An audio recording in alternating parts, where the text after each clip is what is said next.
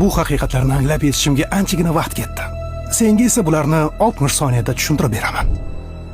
15 yoshimda Buxorodan Toshkentga kelib, mustaqil yashashni boshladim. Litseyda o'qidim, mo'ykada ishladim. Ko'pchilik bo'lib yotoqxona, ijara uylarda turdim va o'sha davrda hayotning haqiqatlarini angladim. Eshit.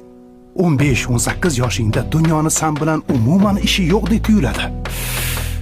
Xafa bo'lmagin-u, aslida ham shunday. Hozircha sen hech kimsan. Sen o'zingni o'zing ko'tarishing kerak. Hech kim oldinga kelib tayyor yutuqlarni qo'lingga tutqazmaydi. Buni kutma. Odamlarga nima xohlashing emas, qo'lingdan nima ish kelishi qiziq. Kimligingni mehnating, intilishing, qat'iyatliging bilan ko'rsata olasan. Bu dunyoda o'zingdan boshqa seni hech kim qutqara olmaydi. Omad emas, tartib, intizom.